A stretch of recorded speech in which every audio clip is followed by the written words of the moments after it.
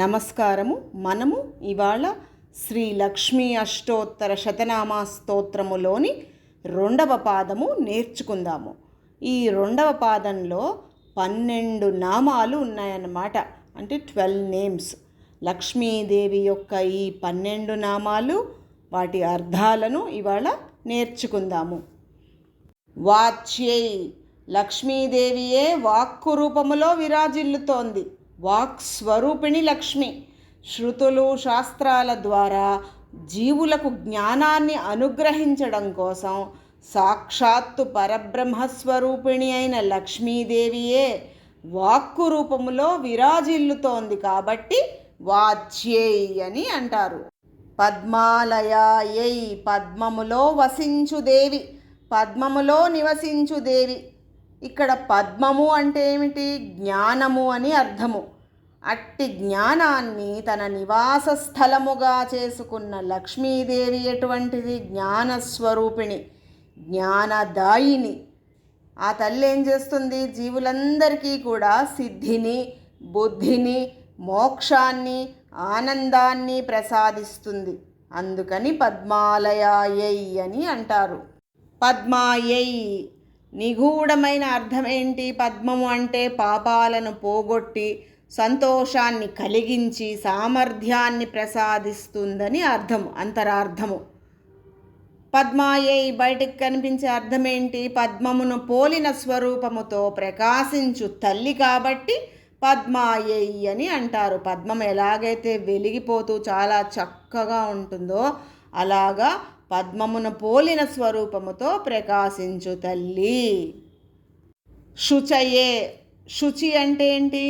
శుద్ధత, పరిశుద్ధత, cleanliness, neatness. పరిశుద్ధ స్వరూపిణి లేదా అగ్నిస్వరూపిణి అయిన జగన్మాత అన్నమాట లక్ష్మీదేవి. తనను ఆశ్రయించిన భక్తుల యొక్క అంతఃకరణాలను పరిశుద్ధము చేసి వారి సకల పాపాలను పోగొట్టు తల్లి అని అర్థము. స్వాహాయై, యజ్ఞములో దేవతలకు హవిస్సులను సమర్పించేటప్పుడు ఉచ్చరించేటటువంటి శబ్దమేది? స్వాహా కదా. ఆ స్వాహా శబ్దము సూచించు దేవతా స్వరూపము ఎవరు? అది కూడా లక్ష్మీదేవియే. స్వాహాదేవి స్వరూపిణి కాబట్టి స్వాహాయై అని అంటారు. స్వధాయై, పితృదేవతలకు శ్రాద్ధకర్మలు చేసేటప్పుడు పలికే శబ్దమేంటి? స్వధా. ఆ స్వధా శబ్దము సూచించు దేవతా స్వరూపము కూడా లక్ష్మీదేవియే. స్వధాదేవి స్వరూపిణి కాబట్టి స్వధాయై అని అంటారు. సుధాయై, సుధా అంటే ఏమిటి? అమృతము కదా. అమృత స్వరూపిణి అయిన దేవి. భక్తులను జన్మ మృత్యు రూప సంసార చక్రము నుండి వేరు చేసి అమృతతత్వము వైపు నడిపించే తల్లి. అమృతతత్వము వైపు నడిపించే తల్లి అంటే ఏమిటి? జీవులకు బ్రహ్మానందాన్ని ప్రసాదించు ముక్తి స్వరూపిణి, అమృత స్వరూపిణి కాబట్టి సుధాయై అని అంటారు. ధన్యాయై, సర్వభూతముల పట్ల ఎంతో దయ కలిగి ఉదార స్వభావములో ఉండటాన్ని ధన్యత అని అంటారు.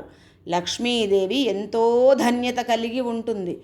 ధన్యురాలైన తల్లికి నమస్కారము. ఎంతో ధన్యత కలిగి ఉంది కాబట్టి ధన్యాయై అని అంటారు. హిరణ్మయ్యై, హిరణ్యము అంటే స్వయం ప్రకాశముతో వెలుగొందేది, బంగారం అన్నమాట. అంటే లక్ష్మీదేవి హిరణ్మయి కాబట్టి తన తేజస్సుతో సమస్తాన్ని ప్రకాశింపచేస్తోంది అని భావము. బంగారము వంటి స్వరూపము కల తల్లి కాబట్టి హిరణ్మయ్యై అని అంటారు. లక్ష్మ్యై, లక్ష్మి అంటే ఏంటి?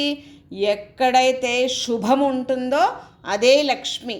సర్వలోకాలకు శుభాన్ని చేకూర్చు మహాలక్ష్మీ స్వరూపిణి కాబట్టి లక్ష్మ్యై అని అంటారు.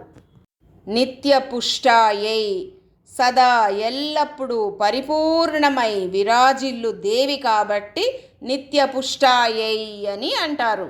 విభావర్యై, రాత్రి స్వరూపిణి. విభావరి అంటే సూర్యకాంతిని కప్పునది లేదా చంద్రాదులచే ప్రకాశించేది అని అర్థము. అంటే ఏమిటి? స్వయం ప్రకాశముతో వెలుగొందు జగన్మాత తేజస్సు ముందు సూర్యకాంతి వెలవెలపోతుందని, సమస్తాన్ని ప్రకాశింపజేసేది ఆ తల్లియేనని అర్థమన్నమాట. విభావర్యై అంటే. పాదం మొత్తము చదువుదాము. వాచం పద్మాలయాం పద్మాం శుచిం స్వాహాం స్వధాం సుధాం ధన్యాం హిరణ్మయీం లక్ష్మీం నిత్యపుష్టాం విభావరీం. తల్లి ఎటువంటిది? వాక్స్వరూపిణి, పద్మములో నివసించేటటువంటిది, పద్మమును పోలిన స్వరూపముతో ప్రకాశించే తల్లి.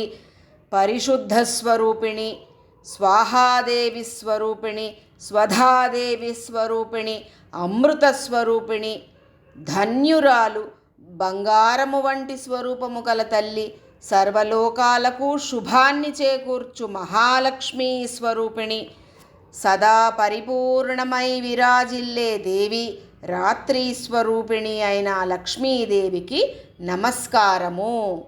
రేపు 3వ పాదము నేర్చుకుందాము. నమస్కారము.